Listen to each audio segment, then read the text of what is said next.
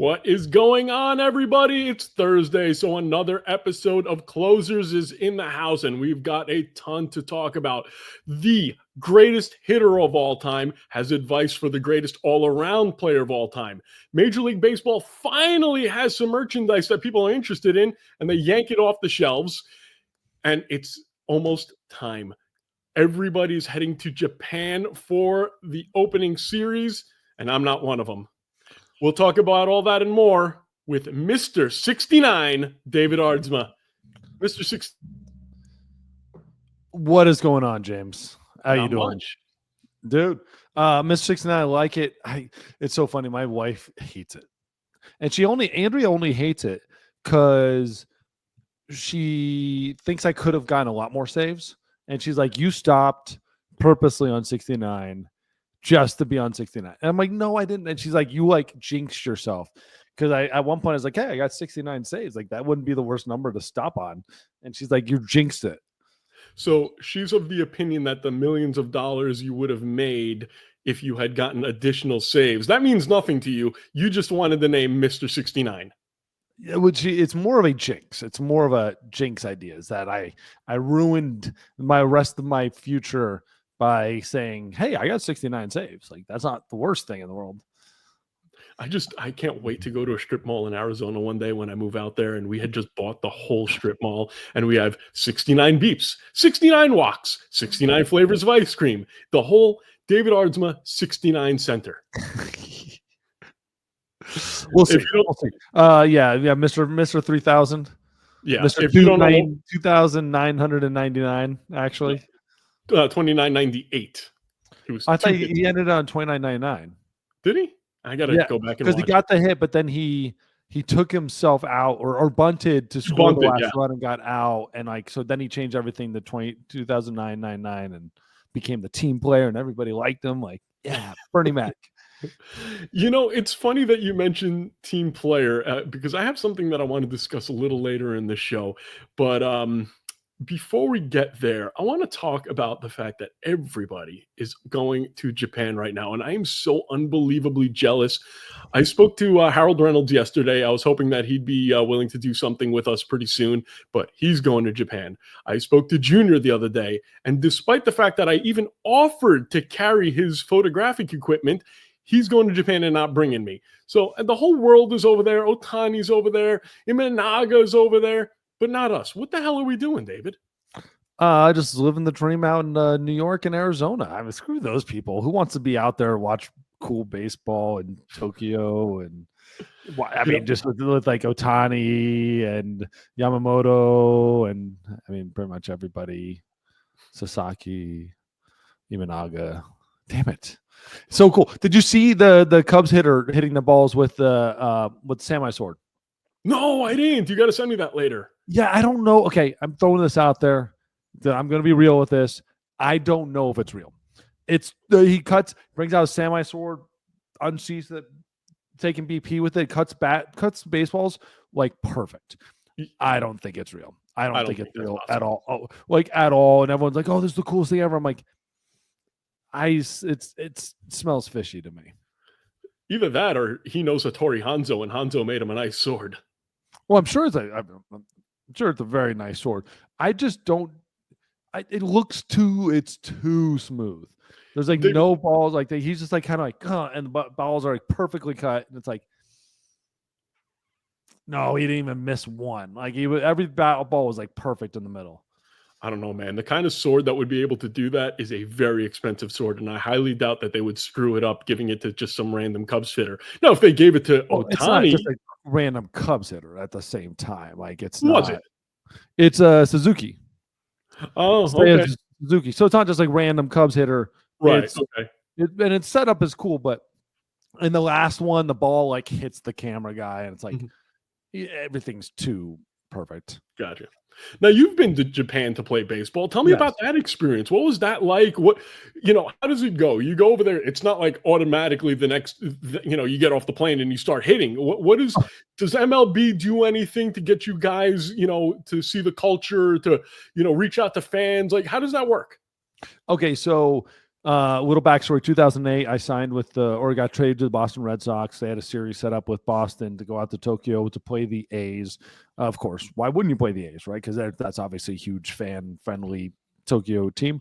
They were just doing the A's a favor because, quite frankly, the A's players didn't want to be in that dump anymore, and they said, "We'll at least give you a nice place to play Yes. for a little bit." So we fly from. It was actually one of the coolest road trips I've ever had in my life. We fly from Fort Myers, Florida, Chicago to get some gas, go to Tokyo.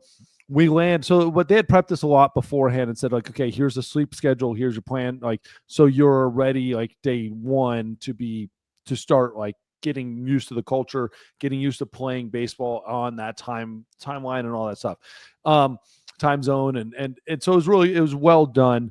We're flying. Andrea, my wife, came with me, and like we perfectly stayed with the schedule, slept. We get into Tokyo, I think it was like late at night, something like that. So we ended up like sleeping, getting up in the morning. We had a great welcome dinner, great stuff set up for us from the welcome dinner and everything. And then we went to the field practice a couple days. Then we played the Yamamoto Giants. I'm probably screwing up the names Yomiuri completely. Giants. What? Yamamoto's the pitcher. Yomiuri Yamamoto. Yeah, Giants. I'm thinking Yamamoto. My bad. Yamimuri, and then the Hanshin Tigers. I got the hats right here, and like when you play, like you exchange hats at the end of the ball game or before the game. I forgot whatever it was. You exchange hats and stuff. I had two So hats. cool. They don't even fit remotely close. I don't know who they're from, but it's really really cool. I pitched in one of those games. Pitched How'd you well. do? Oh, you did Pitched good. well. Yeah, pitched well. And then we played the A's for 2 games. I think we split 1-1. I pitched one of those games as well. So what's really cool is that was the first, those are first real official games. So that was really neat. Got in those games. Then we left Tokyo and went to LA to play more like preseason games, more Okay. exhibition games. So we played a game or two in Dodger Stadium. And then we played in the Coliseum, in the LA Coliseum, in front of like 110,000 people, the biggest game ever in Major League history. We played that in the LA Coliseum against the Dodgers. And then we went to Oakland, had opening day in Oakland, had like a 2-game series in Oakland. Then we flew to Toronto, had an opening day in Toronto. And then we flew to Boston and had an opening day in Boston. So we had 4 opening days. Boston, we get to Boston, and that's when they're giving out the rings for 2007 ring ceremony. And Bill Buckner comes walking out of the Green Monster, and I'm crying, everybody's crying, and it's me and Sean Casey, the only 2 in the dugout, because the whole team basically came back. So it was 23 of the 25 guys came back on that team. And so we're watching that. It was absolutely incredible, amazing experience. And but from a Major League Baseball standpoint, they didn't set up anything for us. Nothing from a cultural standpoint, but they did give us a lot of time on our own. So me and Andrea, like everything. The Ueno Zoo, we went down to every little area of Tokyo. We went and saw the like every historical thing. Like, dude, we were all over the place, and almost all the other people didn't do that. Like, and that was so frustrating to hear teammates saying that they didn't enjoy the trip. It's like, how do you go to Tokyo and not go out and explore? Like, we went out every night. We aren't going out late or anything like that, but like we went out every night, experienced everything. It was really, really neat. So we had Matsuzaka or Daisuke is on the team, and then we had the reliever Okajima. Okajima brought Hideki all the Okajima. bullpen guys out to dinner into like a really, really cool restaurant. It was like down in a basement somewhere, and you walk down there, and then it was like you're walking in like an old town, and they had all these really cool little like rooms that felt like they were houses, and it was absolutely incredible. Yeah, for those of you who have never had the pleasure of going to Japan, despite the aftermath that happened with me and my ex, it was the greatest thing that I have ever experienced. I had so much fun in Japan, and I'm so glad. Oh, look at those hats. I had so much fun in Japan, and the only thing that I regret is that I didn't get to watch a baseball game because we went there right before the season. But you actually look good in that. Yeah, I highly recommend it to anybody. If you have the chance to go to Japan, please do. Just don't bring your wife because the luxury goods, the luxury goods that you can get over there for cheap is insane. Did your wife go crazy back then? No, not at all. It never does. No, Huh. we just we didn't really go crazy at all on anything, and just everything Andrew, there we can get at home. I don't yeah. know. I like that wasn't the experience. The experience was to go out and visit and to do everything. She's huge into pandas, so we went and saw the pandas and stuff like that. Yeah, Andrea's not too much into the like the luxury. Like she's No. not like a fancy ass. She's, jeans and cowboy boots kind of chick. Yeah, she's got a couple little things, but not. But even then, like she's got what she needs, and she's happy. Yeah. Now, one of the players who's playing in Japan this year, my favorite player of all time, well, second favorite player of all time, um, Mr. Shohei Ohtani, he got some advice from your former teammate. Barry Bonds said that Shohei Ohtani should give it up and not pitch anymore. What do you think about that? Interesting. Okay. I'm gonna say this straight up. I don't think it's going to be Shohei's choice. I don't think he's going to last. I don't think he's going to stay healthy. I don't think it's going to be long enough that pitching is going to be a choice for him. I think he's going to end up having to be a hitter 24/7 anyways. And that's just the reality. We've talked about it on the show here. It's a hot take that no one else will say. No one else will actually talk about this. So he's going to get hurt again in the pretty near future. I don't believe he is going to be able to stay healthy long enough to stay a pitcher.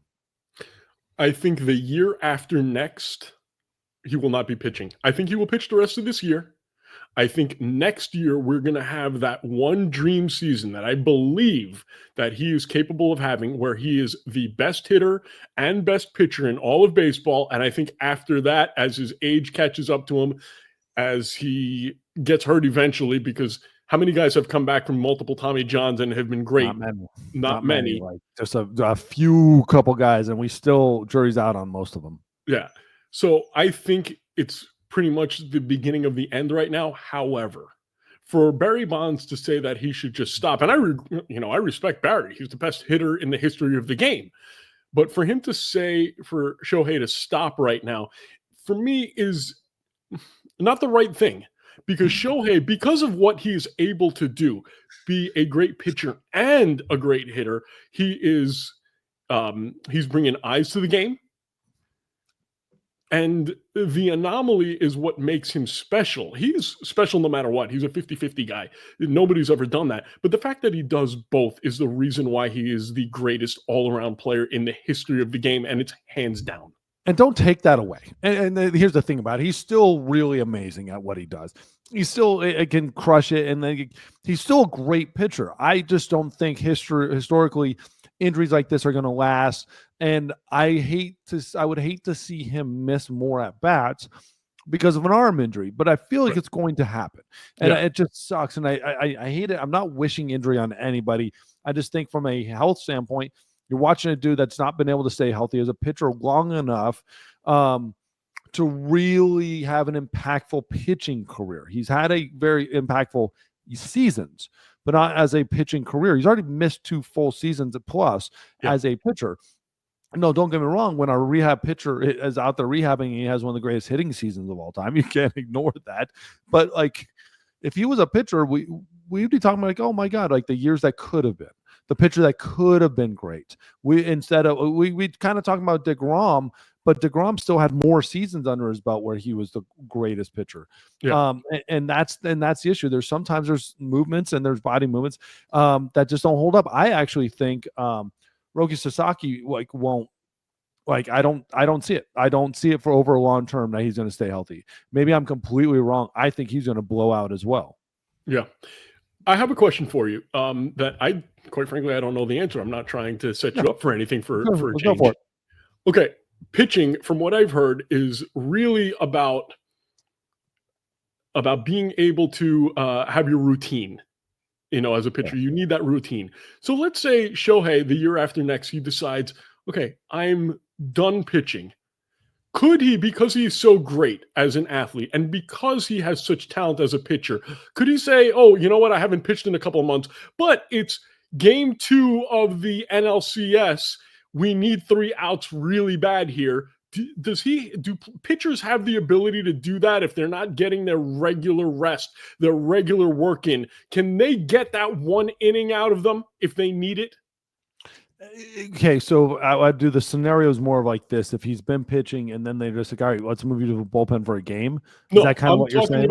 I'm talking about if he hasn't pitched all year, let's say in 2027, he No, doesn't that's just pitch at all. asking for massive, massive injury stuff. Guys can do it. Guys can do it. Guys are superior athletic ability. A guy like Ohtani that can do almost anything, and any single one of those guys can step on the mound Okay. and throw. The problem is like to be able to do that, stay healthy, do it on a successful level, totally different. Like the feel of the strike zone, the feel of your secondary pitches, and you're out there just cranking sliders and curveballs and changeups, like, and you haven't been throwing it. If he's throwing bullpens all the time, without a doubt. Even then, though, I'd say like because there's a difference between doing it in games and getting in that routine and facing batters and throwing strikes and throwing a ball on the corner of the plate and being able to control it. The him throwing a ball like on the corner, that perfect little corner versus that ball now coming back over the plate, and like as a normal person watching TV, you're like, oh, there's no difference there. To us, it's the world of difference, Oh yeah. and that's what rest, even like an all-star break, screws you up. And an all-star break, even after those 3 days off, and I'm still playing catch, throwing a bullpen. Those 3-4 days off, you come back, that first outing feels like it's your first of the year because you're just all over the place. You're not locked back in mentally, physically, that feel of you and the catcher. So I say you can do it. Will he be successful at doing that? Hell no. No one would ever be successful doing that unless it was just like, hey, like you still have the greatest stuff in the world. Like you're going to figure it out. But to me, it's like your chance of failure is so much higher in a situation like that. What if they start ramping him up in August and they say, now start doing some bullpens here? Absolutely. Yeah. Absolutely. But like on the back end, before games, you're doing live BPs. Before stuff, like you're doing the pitching. So might as well just pitch him. You know what I mean? Like at least have him as an opener. Do Yeah. something like that. I mean, I know you can't really use it as an opener because it takes away the hitter and all that crazy stuff. But do something to where you're pitching, because if you're going to do that, might as well do it and going out there on some level, because the risk of hurting yourself is just as high in a game as it is in a live BP when you're trying all out to be ready for a game like that. So to me, there's no point if you're doing the bullpens and stuff. Like I'll say this: I've been around guys that are hitters that still throw bullpens, you know, but it's not the same. The level of expectation is not the same. You're throwing bullpen just to stay on the mound and keep your arm going, but your execution of pitches are not what on the level that you should be on ever, because you're not, there's no end in sight, right? There's no like, oh, I'm going to be on a game in that day, you know, like, so like you go, okay, just throw a bullpen, feel good about yourself, throw strikes. Throwing strikes isn't good enough. I just feel bad for Shohei because he's not like me, where, I hadn't pitched in 10 years and then last season I came out of retirement and dominated. And now as a result, I had to come out of retirement this year. I'm going to be pitching all summer, which is going to take away from my golf, but they begged me. What can I do? Right?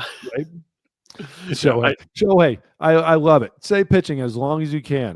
To me, stay pitching as long as you can. Barry, best hitter I've ever been around, best hitter I've ever seen in baseball. Just do what you're really good at and hit a baseball. I think at the end of the day, what Barry's basically saying about Shohei is, you're so good. Just do that. Like, and I get it, but he's also a really good pitcher. yeah. It'd be funny though if he does stop pitching and all of a sudden he attacks Barry's record. I could see Right. it. Now, I think the average is he'd have to hit what, 50 a game, 50 a season for 15 seasons. Well, I was talking about a single season. I don't think there's any Oh, chance. I'm sorry? no, I'm saying even that. No. Well, he's got a No. better chance at the single season than he does the all-time mark. There's no chance he's going to catch up to the all-time mark. I don't think anybody will ever get close to a single season again. I don't think. I mean, we're talking about like when guys are hitting 60, that's like, oh my God. I don't think they're ever going to get up in the 70s. I don't know. Like maybe that's crazy because like Barry did it. Like, what's like? Why can't Shohei? Yeah. Why can't somebody, like, he has to do it as a pitcher, right? Oh, sorry, he has to do it without pitching. He can't.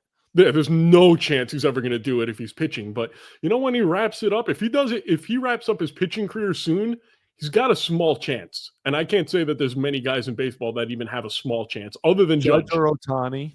Judge or Ohtani, who has a better chance of hitting 70? Judge. What is Barry's 73? Yeah. What's a better chance, Shohei or Judge? Judge, 100%. Is there anybody else that even comes close to that? The single season mark in the Yeah. game today, I can't think of anybody off the top of my head. Now, because of his contract, there's a chance if he stays super healthy that Soto could end up becoming the all-time home run leader. No, But no, not why? even close. Why? 50 for 15 years. That's it. Like, that's the number. Like, that's 50 for 15 years. And how many does he have right now? What's the average right now? Hank Aaron never hit 50 in his career. Not once. Yeah, but he played 20 some, so he had to hit 40 every year.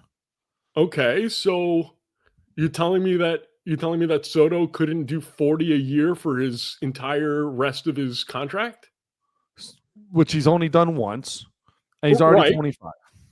Right. But he's also 26. Yeah, so he's going to go into the 26th season. So he's 201 home runs. Okay, so let's throw off the math here, right? Okay. So Barry's got what, 750? Oh no, Barry's got. God, my God. Yeah, I don't even know how many Barry has. It's so funny how when you go back to the 714, how we all know that number, like off the top of our head, right? Yeah, and then 755 was Aaron. 755 was Aaron, so that's what it is. So the great one has 762. 762. Okay. So he's 550 home runs, 51 home runs. Okay. So 551 divided by how many years more? 15. Mm-hmm. He has to average 37 a year for 15 years. That's not impossible. That's still till he's 39 or 40. Okay. 41.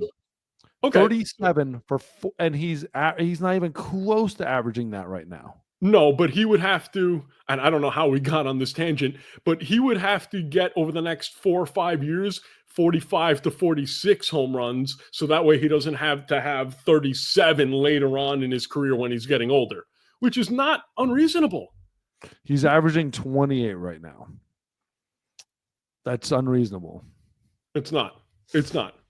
Dude, like I don't think the New York, I don't think the Mets, that stadium is a left-handed friendly home run ballpark. It's better than right-handed, but it's not a type of ballpark where you're just going to sit there and crush nonstop. I don't know if he was a New York Yankee and he kept playing for the New York Yankees. That's why his numbers jumped when he was in New York. Yeah. With the Yankees, like if he was a Yankee, I'd say okay, like there's an outside chance of hitting 600. An outside chance of hitting 600. But to me too, it's going to be interesting because he's an all-around type of ball player. He's not a back like I'm going to just trying to hit 50 home runs every year type of guy, which you have to be to do that. He's a take base. He takes too many bases. He's trying to get too many hits, trying to too many RBIs, or just like base hits or left, right. To be in that category, you got to be a back leg guy. Okay, let's go full circle over here. End up with Ohtani. Who's going to finish their career with more home runs, Ohtani or Soto? I like the debate. Okay, where is Ohtani right now? 200 something. Okay, and age is Ohtani is entering this season at 30. Yep. 225 to 201, and he's got 4 years.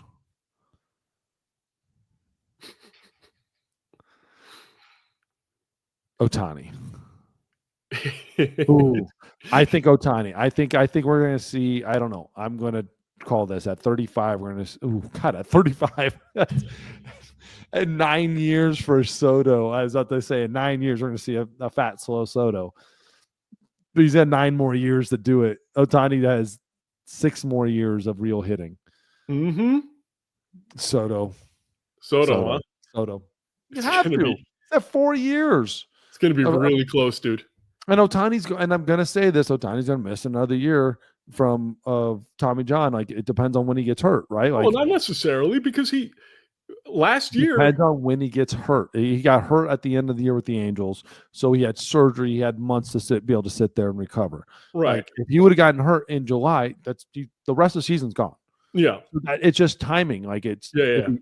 like that's the thing. He still had 135 games as an Angel before he had Tommy John, and so that's the type of things you have to take into account. If that happened in like May, the season's gone. So basically, what we're saying is we're rooting for Ohtani. If Ohtani gets hurt, we're rooting for him to get hurt during the playoff time because we want to see him back soon. But Dodger fans don't want to see him. Problems. Ohtani will be behind him, behind Soto in home runs at the end of their career. Okay, and it's just gonna be from accumulation for Juan Soto. He started so much younger here in the U.S. and he's been a hitter 24/7 and Ohtani 46, 34, 44, 54. Yeah. Look at all the red italics in there that show when he was a league leader on everything. That's sick. 135 games and he had 44 home runs. Like if he would have just been healthy, not had Tommy John, yeah, 55, 20 more games. He would. That's another 10 home runs on the list. God dang, Ohtani. That's why we just sit there and like, okay, all right, it's insane. Yeah, just insane. And this is the reason why he's my second favorite player of all time. Don't worry, Ards, you're number 3. Junior. I give it to it. I mean, dude, that's a great list. I mean, I Junior, then Ohtani, and then you. It's a good list. It's a great list. Which one of these don't belong? Yeah, one of these are not like the other, and it's Ohtani. Yeah. All right. Well, before we move on to the next, I want to remind everybody that this show is going to be leaving Man Cave Sports Network. It is going to be going to a new channel that we're starting, Baseball. Let me just actually get the proper name because I always forget it. Let's see. It is Man Cave Sports Baseball on YouTube. So make sure you subscribe to that right now. We've got some segments already up there. We've been doing our shorts and putting them up there. And like I mentioned last time, we are in a mad rush to get to 1,000 subscribers. Right now, we don't have many. But what we will do is I will go into my personal collection and get you rookie cards from Gunnar Henderson, Bobby Witt, Jackson Merrill, Jackson Churio, Ellie Dela Cruz, Paul Skeens, J-Rod.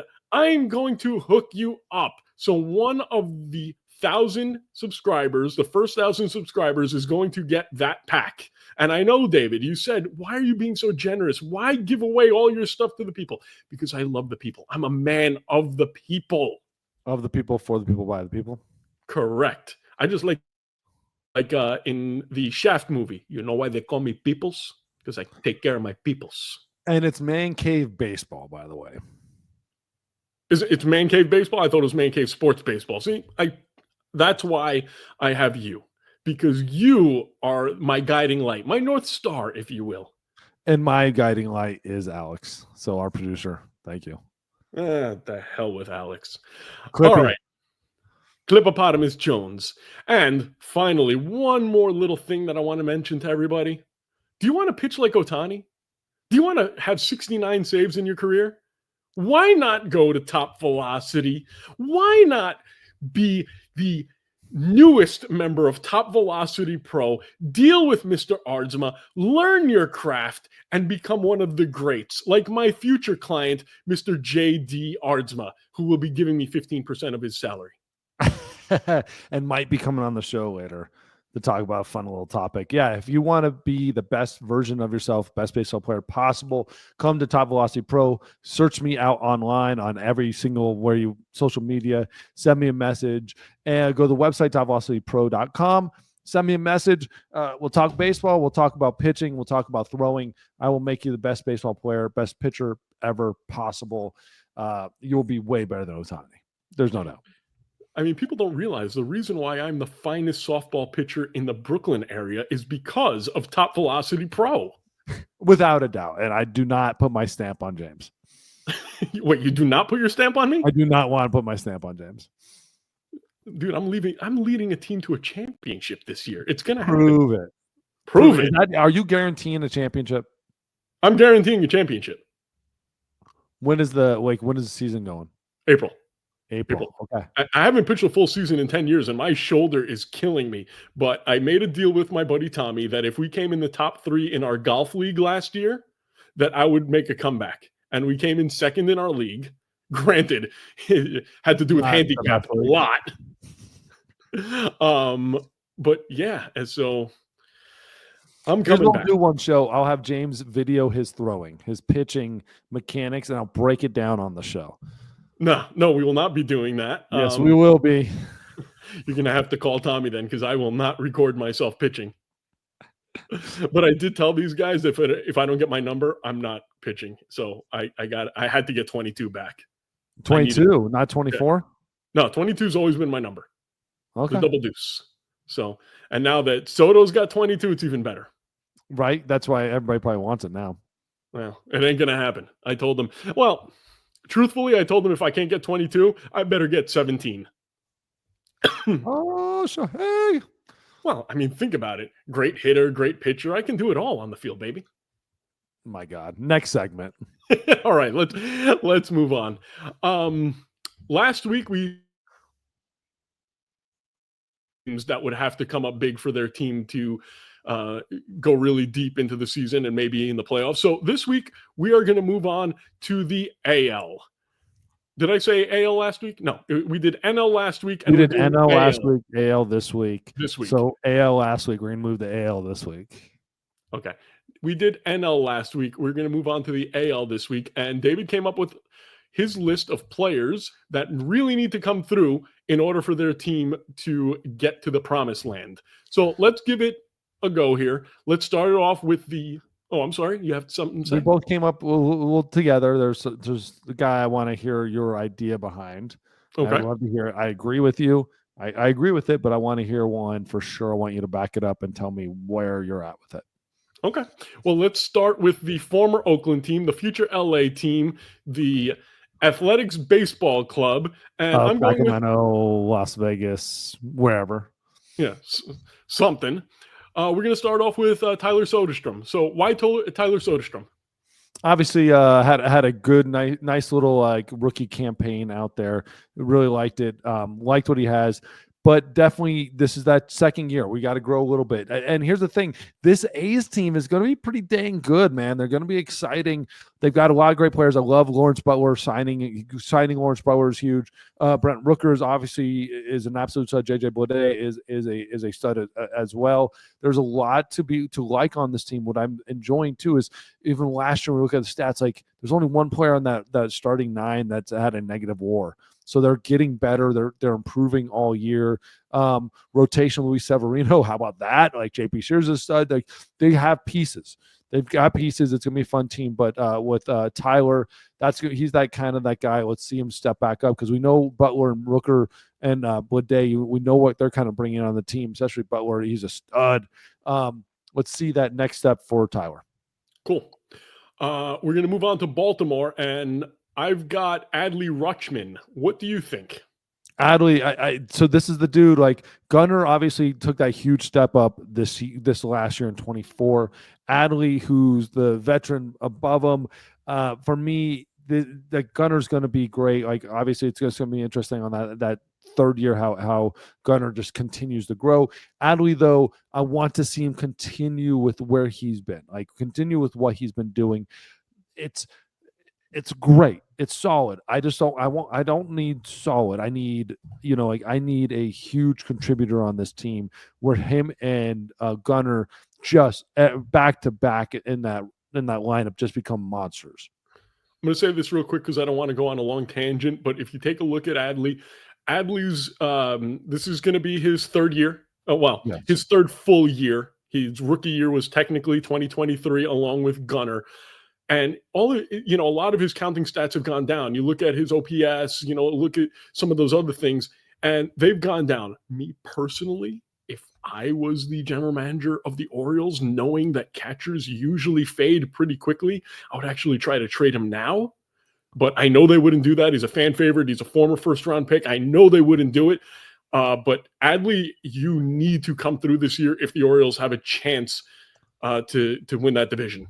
That's actually the worst thing I think you've ever said about trading players and stuff. I don't agree with it at all. To me, like when you got a guy who's an all-star catcher, you do not even remotely think about moving him ever. You lock him into a contract for as long as he can speak.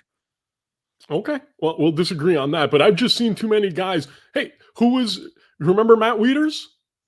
Absolutely, and played for a long time, and had a solid spot behind that bullpen, behind the plate, and was a very good catcher for a long time. They locked him in, and they had nobody behind him. That's the thing, is like catchers are so hard to find and that are solid. Never move a catcher if you don't have to, ever. Well, ever. all I know is Matt Wieters started off really hot, and then slowly but surely his numbers diminished over time.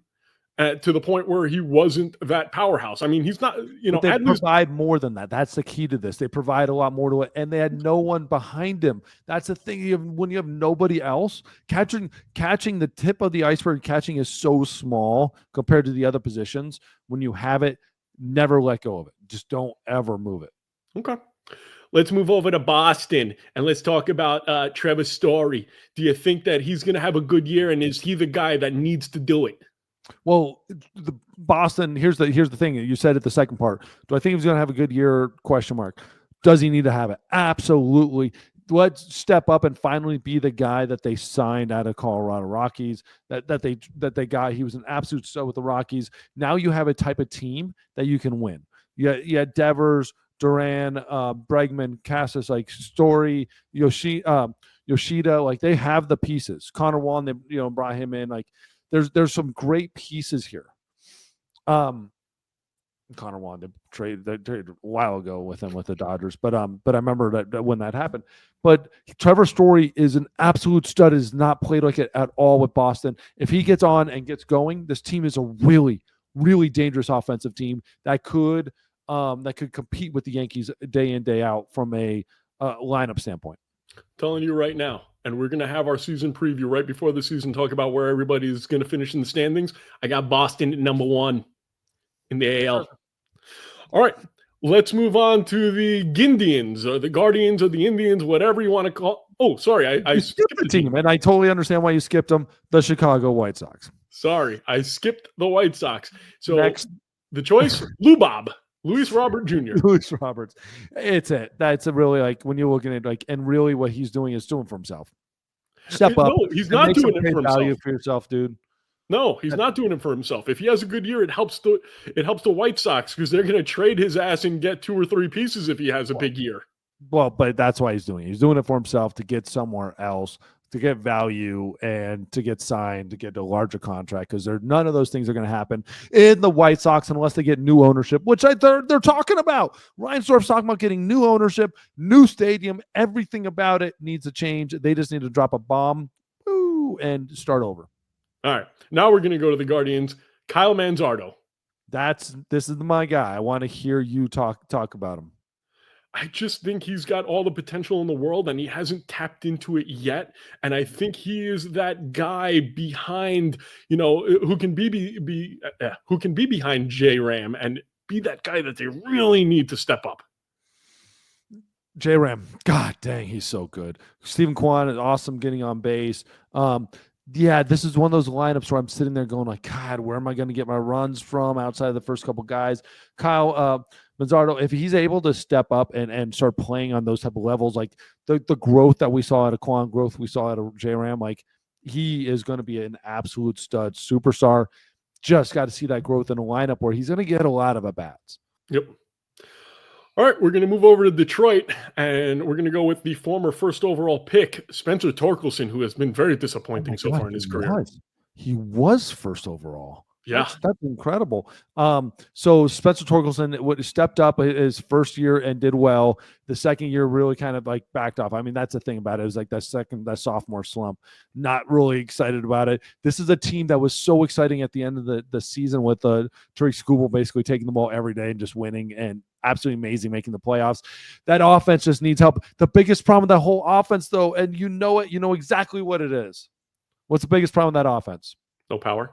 Javier Baez, get rid of his ass. I guarantee you he's a cancer in that clubhouse. I guarantee you it is just the worst decision by ownership that he has not gone. Why are you wasting your money? The money's gone anyways. So might as well just get rid of his ass and start over. Like sometimes the worst thing you can do is just have somebody in the clubhouse. Yeah.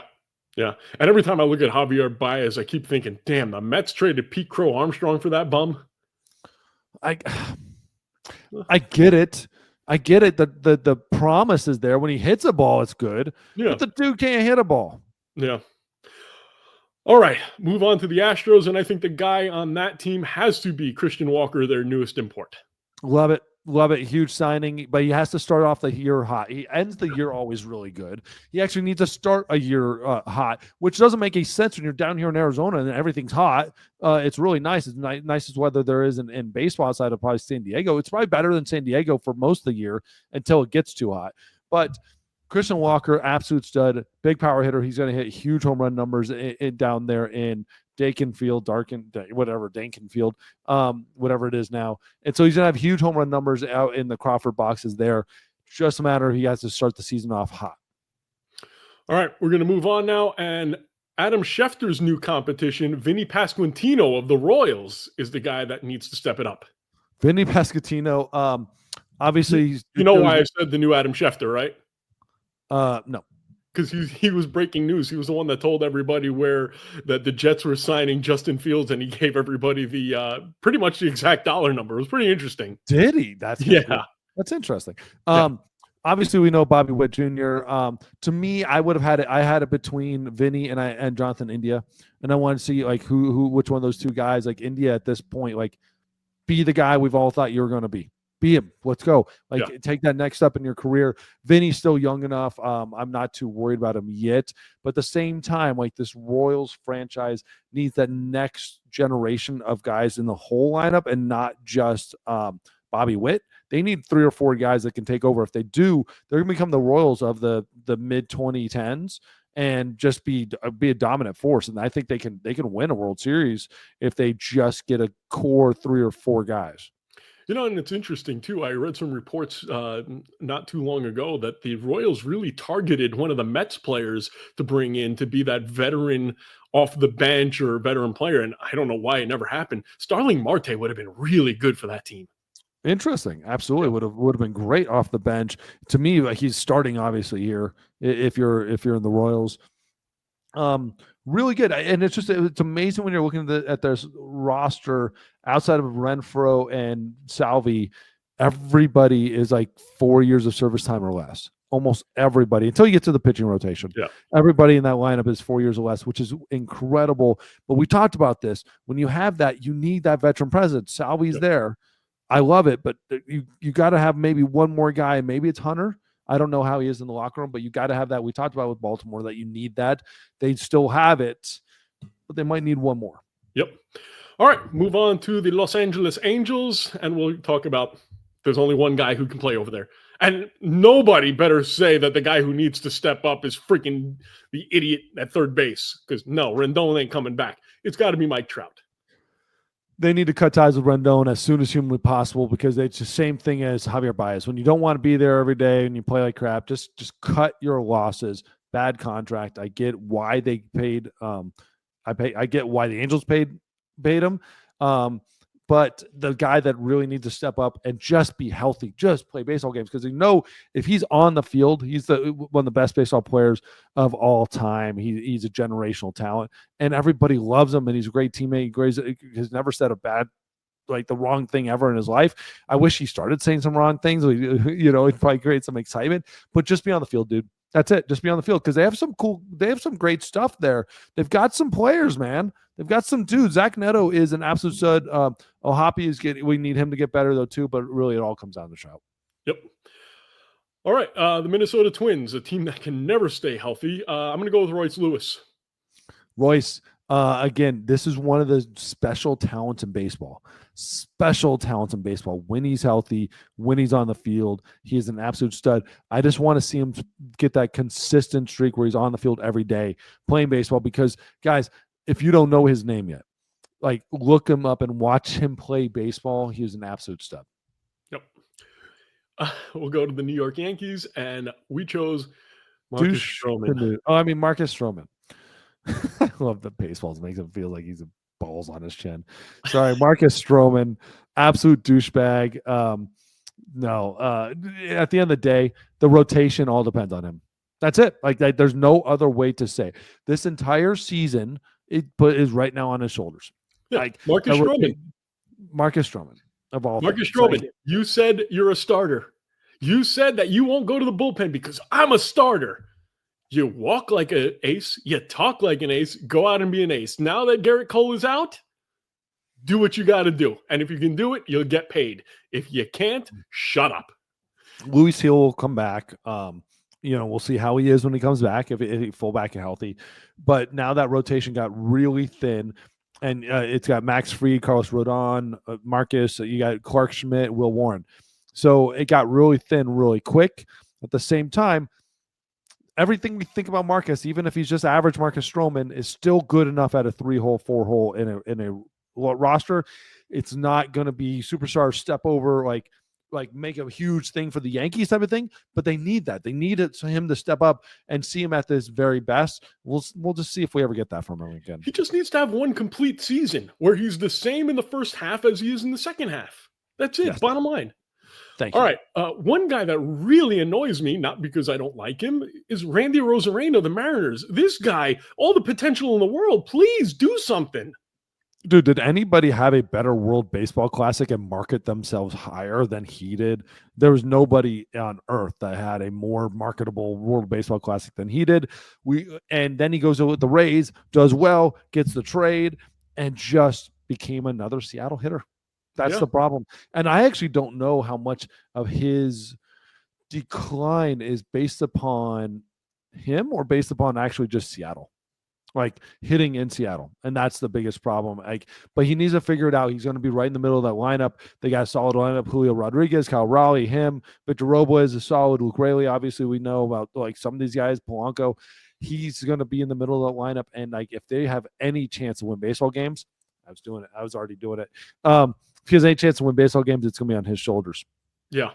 Now we're going to go to Randy Arozarena's former team, the Tampa Bay Rays, and they got a guy last year at the trade deadline, Christopher Morel, who has all the talent in the world, and I'd love to see him be the guy. Christopher Morel, all the talent in the world, right? You said all the power in the world. Like when he was dropping bombs in Wrigley Field, it was so fun to watch. His power, his excitement, the way he loves baseball, it's so clear. But we need to now make him, like, again, a consistent, good hitter that doesn't just hit a bomb off the walkway every now and then. Let's see him hit 35, 40, and have a decent batting average and have great plate appearances. I don't want to see the flash. I want to see the consistency. Mm-hmm. Move on to the Texas Rangers, my former favorite player, now the oft-injured ace of the Texas Rangers, Jacob deGrom. Yes. Stay healthy. That's it. Stay healthy.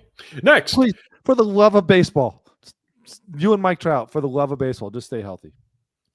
All right, really quick. If he is healthy, the Rangers are going to win a lot of ball games, and they might win the American League, by the way. Really quick. You could have one player at his peak for one season. Are you taking Jacob deGrom? Are you taking Randy Johnson? Or are you taking Pedro? I am taking Jacob deGrom. That's how good he is, folks. If you don't understand how good Jacob deGrom is when he's healthy, he is that freaking good. Yeah. And finally, deGrom. Yep. One of your former teams and a guy whose daddy played, Bo Bichette. God, like that lineup's going to start and end with him, I think, this year. I love what they did with the moves. Obviously, they're in the market for everybody else. The worst move they've made all offseason that they didn't give Vladdy $500 million. Like, are you kidding me? He's going to get $500 million. You offered Ohtani $700. You offered Soto $700. Like, you got the dude, and he's a Blue Jay, and he wants to be a Blue Jay forever. I guarantee you there was more of that negotiation than Vladdy was talking about. It's just $500 million. Like, there's something else there. Because you tell me the Blue Jays wouldn't give that to him. Like, he was worth every penny of that. Yeah. There's something else that we don't know about. That probably who knows a weight about clause. Yeah, there's something, and there's a bunch of clauses in there that they want that they're not talking about. Bo Bichette, though, the offense begins and ends with him. To be honest, like Vladdy's going to do his thing. Bo's got to stay healthy, be on that field every day, and just be normal Bo. But be above average Bo. Like this is your time to shine. Be the Bo, starter of this offense and go. Bo looks like a goddamn hippie, though. He needs a haircut. All right. So those are the players in the American League that we think need to step up big for their teams to compete. Now, you mentioned something there in that segment, and it's a perfect segue because I said there was a question that I was going to ask you on the show today that I didn't want you knowing. You were talking about the youth in Kansas City. And Yes. I was sitting there and I was looking at the 2024 Baltimore Orioles, and their average age for their hitter last year was like 26.2, which is insane. And it's probably even younger this year because they don't have Anthony Santander. They got even younger because they're bringing up guys like Kobe Mayo and everything.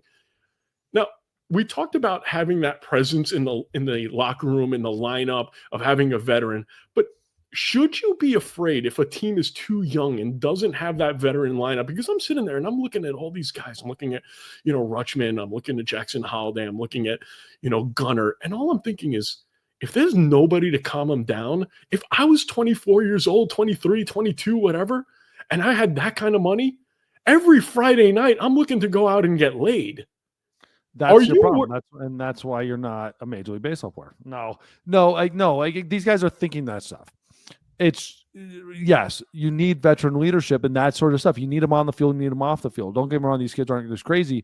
You also know who these players are as men coming up. Like, it's not just the money; it's not all that stuff. Like, you know who they are. Like, the money yes, money doesn't change them.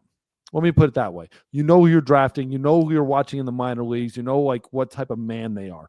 The reports you get and in front office are not just what you do on the field. It's what you're doing off the field. We know that stuff. We know when you're partying. Like, we have friends that are out too. Like, we if you're out there at a bar, like, there were plenty of times I knew exactly where my players were, and I wasn't even their coach.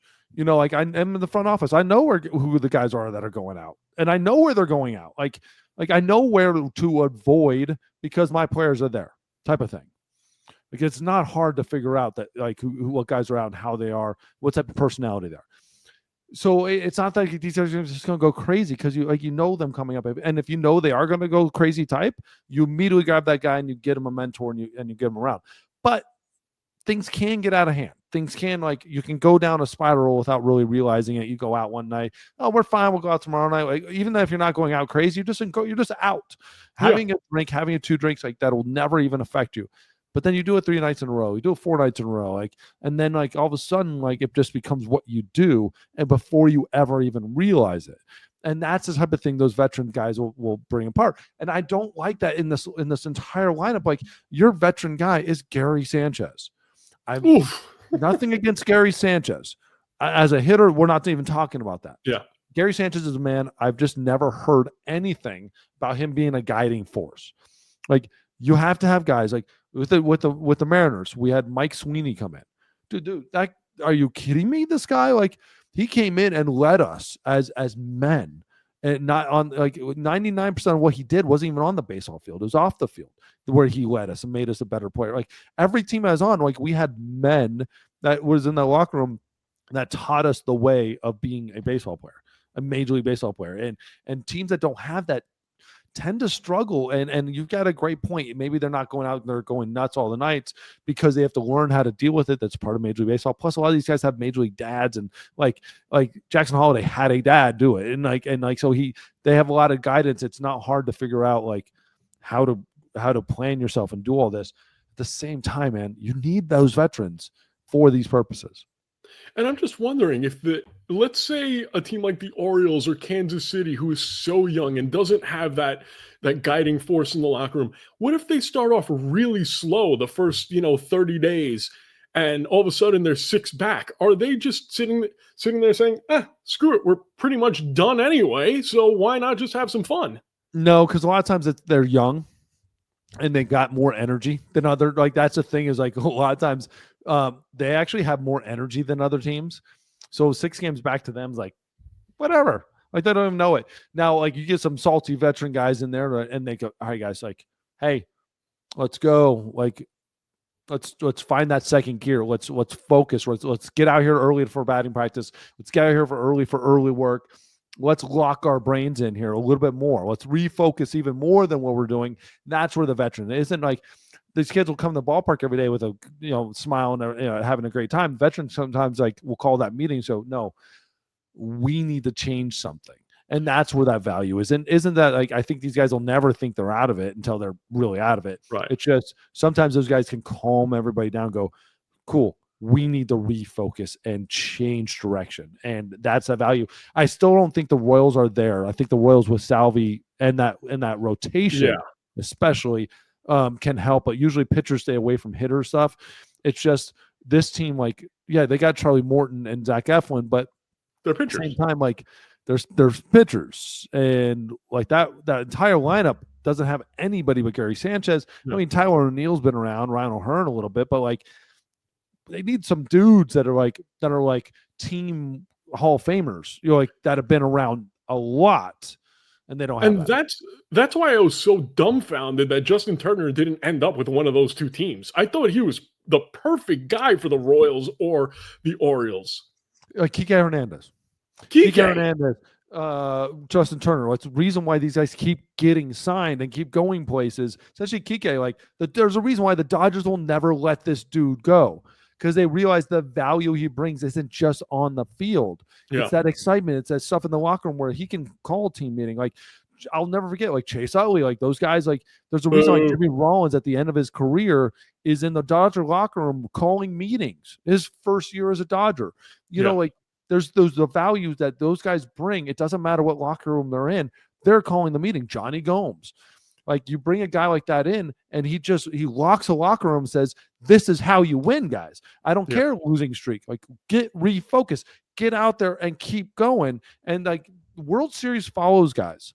They constantly have World Series titles or deep playoff runs. Right now, this team has none of those players. None. The Baltimore Orioles have zero of those guys that know what it's like to go deep in the playoffs their entire career. Like we talk about all the time. Troy Hawkins, constantly in the playoffs. Mike Timlin, who I played with, he was like 1 year of his entire career was not in the playoffs. Yeah. There's a reason why these guys are around, and everywhere they go and play for championships. And you have to get these guys. Look at Kirk Schilling. You might not like him politically. Single place he went. Yeah. All right. I was just curious. What was the youngest team that you were ever on? And was there any like kind of issues that you remembered from the youth? Because you didn't actually play on a lot of teams that had a lot of youth. I'll say this: the youngest group of guys I was ever around in a bullpen standpoint was the Chicago White Sox. They brought the big youth movement in the bullpen. Bobby Jenks was there, but like it was a bunch of young guys in the bullpen, and we were young and stupid. And now you're just stupid. Like, it was horrible. It was a bad combination because we had like no one really there guiding us to like lock us in. Ozzie Gann was like kind of liked it. It was like, go guys, like let's go, like let's have some fun. And it was probably the worst thing that ever happened. Yeah, Ozzie Gann was a little nuts. Yes, a lot of nuts. A lot of nuts. All right. Well, let's move on to one of our favorite segments each week. It's time for the Mount Rushmore, and we will be talking this week about the Colorado Rockies.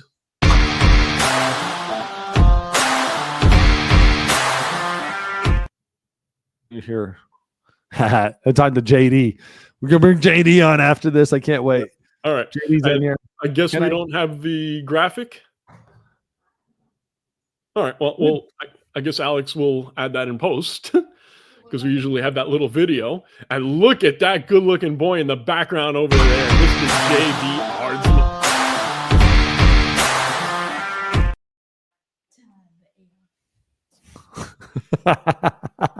JD.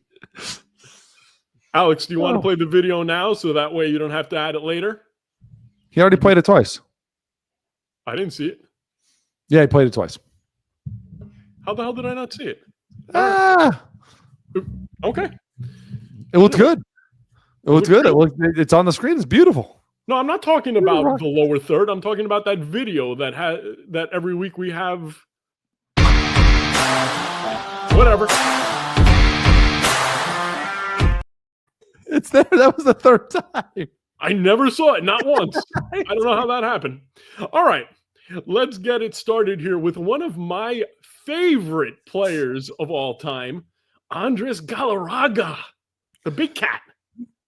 The big cat, Andres Galarraga, absolute stud. Blake Street Bomber. That's the thing about this organization, right? It's going to be one of the youngest organizations in baseball, so these guys are all going to be 90s and on. But Andres Galarraga really kind of set the tone when he came to Colorado. I believe he was at the Braves before. I forgot who he was with, but he was part of I think the expansion draft. He was there and just came in, hit the ground running, hitting home runs left and right.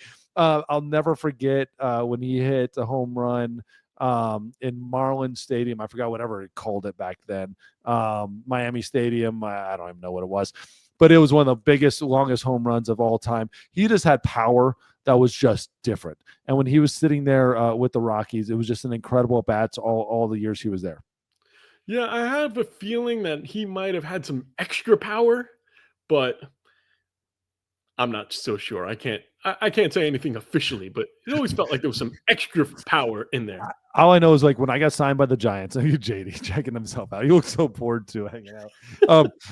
When he was with the Giants, I got drafted in 2003. He was with the Giants, and I came into the locker room, and I remember always being an Andres Galarraga fan, and he had the biggest barrel. He was like one of the biggest human beings I had ever met. I don't even know how many home runs he hit. I'm trying to look it up. I think he was high 400s. Yes. The big cat, he had 316, 172 home runs with the Rockies. He had 30 home runs for four different times, but it was just like he led the NL in RBIs for 2 years at 96, 97, won the batting title in 93, had 370. I mean, the dude, like, it was absolutely insane what he did. He had 370 as a power hitter. Yeah. That's when average actually mattered, which drives me nuts that it doesn't anymore. I got to be honest.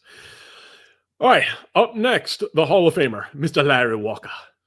Larry Walker, Hall of Famer. I don't think he's even a Rockies Hall of Famer, is he? He's an Expos, I believe. That's a good question. I think he went in as an Expo, but in all honesty, like when he came here to Colorado, everything like for the Rockies changed. He added that veteran presence. Like they brought in Vinny Castillo, they brought in Andres Galarraga, they brought in Dante Bichette. It was Larry Walker who gave him that. Burke. Like Larry Walker gave him that like knowledge, that veteran presence in the locker room, veteran presence on the field.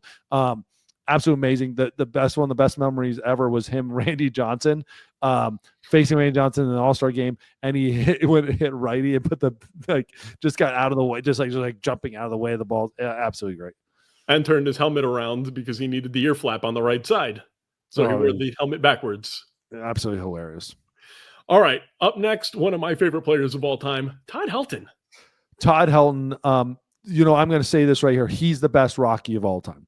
Best Agreed. Rocky of all time, without a doubt. Would have been a probably Hall of Famer football quarterback if he would have played in the NFL. Peyton Manning, he won the job over Peyton Manning at Tennessee. Like that's how good he was. Best defensive first baseman I had ever seen in my life. I think the best defensive first baseman of all time.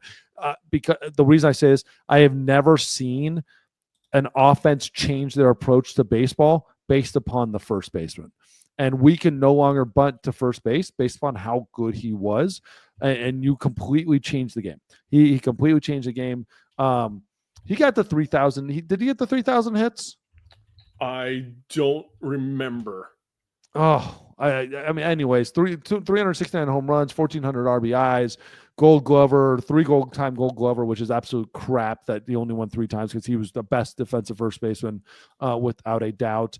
Won batting title at 372. He was a guy that nonstop put the bat to the ball. 5 consecutive All-Star games. I mean, the thing about him where he loses some of that respect is the fact that other first basemen were around. Oh, really? I didn't even think that was the knock on him. I thought he would. Well, the knock for the Hall of Fame was the Coors thing. I think a lot of it was from an all-star standpoint. All that stuff was there's just so many good first basemen that he kind of got like in a mix of like just incredible studs. It's funny, while you were talking, when you mentioned Peyton Manning, I was curious, who made more money in their career, Todd Helton or Peyton Manning? Because usually Probably Peyton. yeah, it was Peyton by about 80 million. But hey, 162 million, 161 million for Todd Helton, not too bad. I'll take it. Not bad at all. And finally, a guy who's not on the team anymore that should be on a different team, Nolan Arenado. Nolan Arenado, this one was very tough with me and the guy who was first man out, Troy Tulowitzki. They were both obviously together, left side of that infield together. Studs, Troy playing shortstop, Nolan playing third base. One of the best little lineups there for a little bit when it was what it was. Great defensive third baseman, obviously offensive. It was very good too. It's just, to me, it's like, God, if he would have been there a couple more years, I wish he would have been a Rocky, and not gone to St. Louis and see how that played out offensively. Cause he's an absolute stud. And you mentioned the first guy out on your list is Mr. Troy Tulowitzki. Tulo, just didn't play long enough as a Rocky. Was there still 9 years? But just like when you go to the list, I think about it, and I think Nolan had a little bit more of an impact during his time there, even though it was less than Troy. Had a little bit more of an impact. Again, they're only together for a couple of years, but Troy, stud, couple-time Gold Glover, just not quite on the list. I think Nolan had a little bit more impact. Yep, and the guy that has a chance to make it to the Mount Rushmore, who is currently on the Rockies, Ezequiel Tovar. Dude, stud. This guy is an absolute stud. If you don't know him yet, start paying attention. This guy can play anywhere. Like, he's not just a Rockies guy. He's not just a Coors Field guy. He's a dude that can play anywhere. I love him. He's 23, 2 years under his belt. He's an absolute stud. I totally missed what you were saying for the last half of that little speech, because I had a little weasel behind you checking out his hair, making himself look good. Could look more bored sitting here, like JD, get over here. JD, you look so bored behind me. Like, so what? And you've been sitting here for 20. All right. Joining us now, our special guest today, the incomparable, my future client, my favorite little boy, not even a little boy anymore, my boy David Aardsma. Hey, JD. What's going on, pal? I'm good. How are you? I'm doing great. It still freaks me out to see your hair not flowing like it was back in the day. It's getting back. It's not bad, but I was so disappointed the day you cut it off. I got to be honest, pal. I don't know. He doesn't want to speak up to the mic. I don't know. I was just bored. You were just bored. I just wanted to chop it off. You just wanted to chop it off. Well, yeah. You just did it to tease your dad. Like, look, I have something to chop off. By the way, before we get into what we want to talk to you about, dad to pick up for you? How did you not like those Jordan 3 black cleats? Well, okay. First off, they were huge. They're too big. Okay. And then I don't know. It's just I don't know. When I come out there, I'm gonna give you a nice butt kicking for that. It's like a girl trying to buy a purse for a girl. You just don't know, like, style. Like, they all look the same, but there's somehow a massive difference. I don't know. No, the thing that pisses me off is that usually I'm on point with sneakers for JD. I know the kind of kicks he likes. I mean, how many times have you called me, ooh, I need to find these for JD, or where can we get those for JD? So I usually know what is going on, and I'm very shocked. But you did get your Griffey cleats, which you liked. Yes. All right. Good. I haven't worn them yet, but yeah. Yeah, they're pretty big. I got them big, so I got size, like, I got the two sizes, the next two sizes. So, like, he's bitching and moaning about them being big, but they're supposed to be big, so he can grow into them. Smack them upside the head for me, will you? Parental abuse. Somebody call. Oh, never mind. All right. So I want to talk to you, JD, a little about. Have you seen the new hats that Major League Baseball put out there? I don't know. Okay, we're gonna flash them on the screen right now. I got a little bit of a of a group of hats over here. Major League Baseball made these interesting hats. A couple of weeks ago they came out, and look, there you see the hat for the Texas Rangers. What does that say to you, JD? That first hat, Texas Rangers. Tedans. It's a what? Tatas. And what does that mean to you, young man, when you see that word?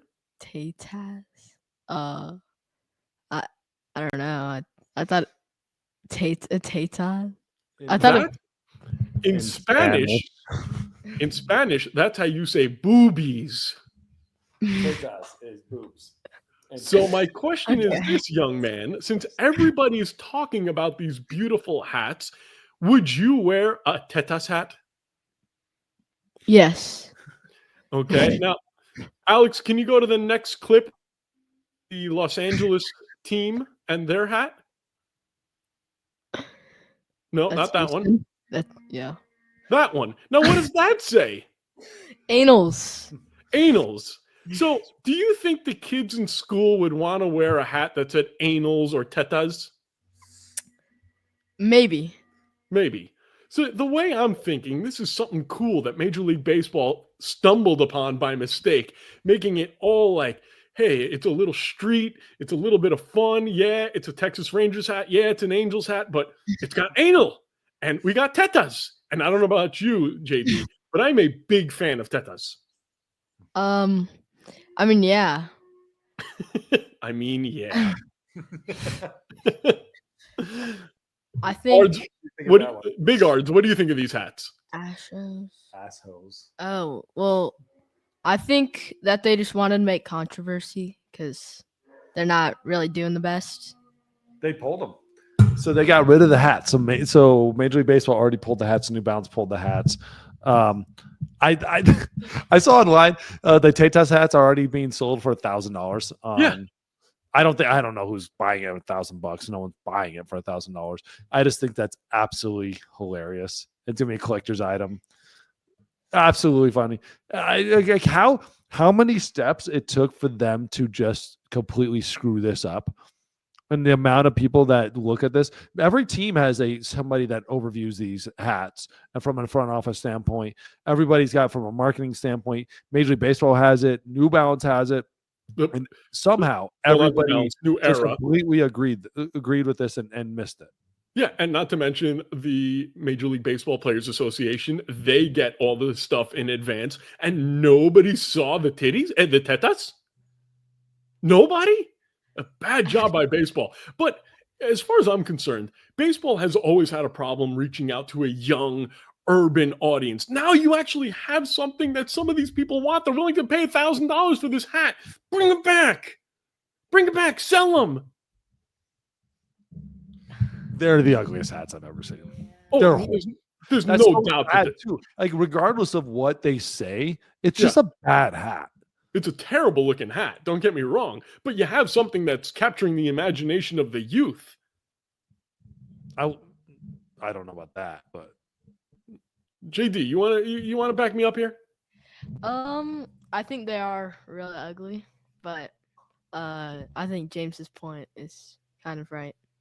See, there you go. That's why that's my client. Guess what? I'm dropping my my fee from 20 to 14%. Right. All right, JD, since you have this wonderful time on the mic, do you have anything to say to America? Bull mic. Hi.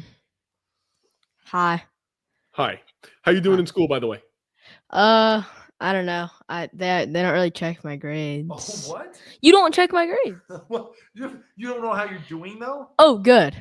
You better be doing good because I have full permission from both your mother and your father to beat you if you ever get out of line. Live grade check. You want to do a live grade check?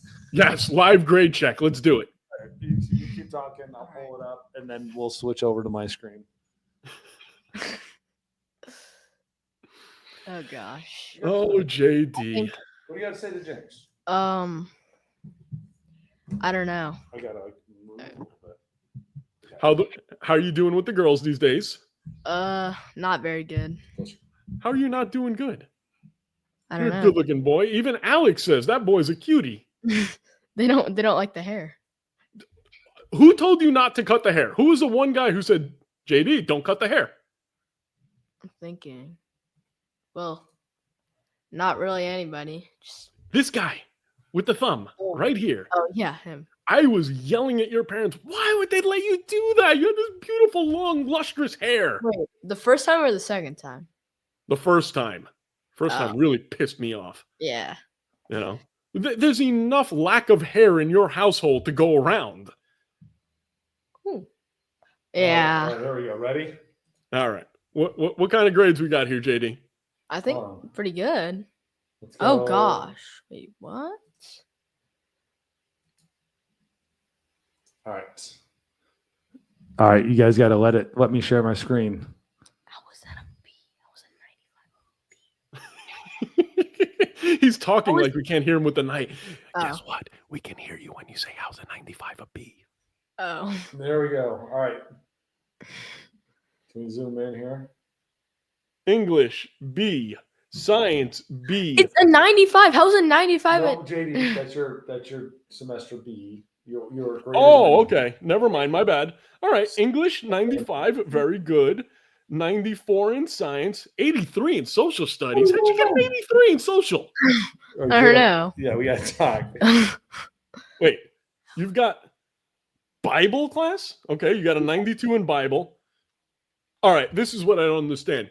You got a 99 in Spanish, but you got a 95 in English. You speak English every day, you monkey.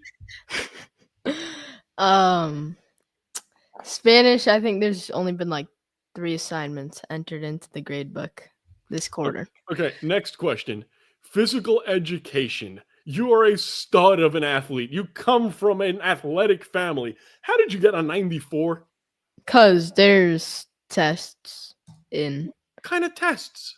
Well, cause we have to do like badminton or like lacrosse, which I don't really. Yeah, the play. tests are like they'll have like a big like a 4-page test about a sport. And like every rule, like if it hits the line on this sport, like what is it and what line is it? And it's name the line, and sometimes it's a little complicated. Okay. And they grade us on our mile times. So like You've been telling it, haven't you? yeah, but if you don't get in a 1 minute range of your last mile or best mile, I think, then it's not like gonna be good. Or something. You know, they used to time my mile with an hourglass. All right. Well, that is going to end the show today. We talked a lot. We talked about, Shohei Ohtani. We talked about Barry Bonds. We introduced the world to the future MLB All-Star who's waving goodbye right now with hair that is way too short. It's been a good show, Ards. I enjoyed it. What a great show. That was kind of fun at the end. Live grade check. Let's do that. Let's get DZ in here. Yeah, we should. Next time we'll do that. Every time I see JD, though, I still think about Jackass of the Week. Oh yes, Jackass of the Week. Yeah, that was absolutely hilarious. We should pull that audio up and still just have it. I'll get it. I still have it. All right. For James and David, we love you. We'll see you soon, and make sure you subscribe to the new channel. Bye-bye.